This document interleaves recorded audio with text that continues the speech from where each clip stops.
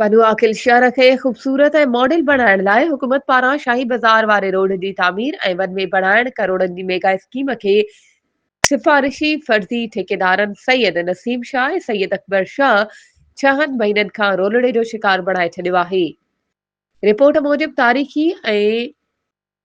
आकलन जे शहर पनु आकिल खे ख़ूबसूरत ऐं मॉडल शहर बणाइण लाइ हाईवेज़ प्रोविशनल रोड्स ऐं डिस्ट्रिक्ट गवर्नमेंट सखर पारां करोड़नि जे मेगा स्कीमनि तहत पनु आकिल शहर जा रोड तामीर कराइण ऐं शाही बाज़ार पनु आकिल जे रोडनि खे वन में बणाइण वारे तरक़ियाती स्कीम ते ऑफिसरनि जे आशीर्वाद सां मुबैना तौर सिफ़ारिशी ऐं फर्ज़ी ठेकेदारनि 6 महीननि खां तरक़ियाती स्कीम खे नाकाम कंदे रोलड़े जो शिकार बणाए छॾियो आहे।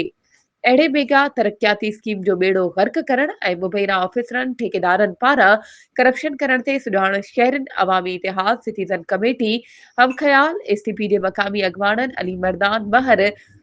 सदर चाचड़ फैसल हयात झंडीर कफनपोश गुलाम मुस्तफ़ा कलवड़ अब्दुल गफ्फार आज़ाद रब नवाज़ चकी वारे ऐं ॿियनि सख़्त एहतियात कंदे करप्शन में मुलविस ऐं तरक़ियाती स्कीमनि खे तबाह बर्बाद कंदड़ राशि सिफ़ारिशी ठेकेदार ऑफिसरनि ख़िलाफ़ सिंध हुकूमत खां सख़्त नोटिस वठंदे पनु आकिल जे मयारी कमनि कराइण जो मुतालबो कयो आहे। वधीक ख़बरुनि ऐं अपडेट्स जे लाइ असांजे चैनल खे सब्सक्राइब कयो ऐं हा बेल आइकन खे प्रेस करण न विसारिजो त जीअं असांजी हर नई अचण वारी वीडियो तव्हां ताईं पहुची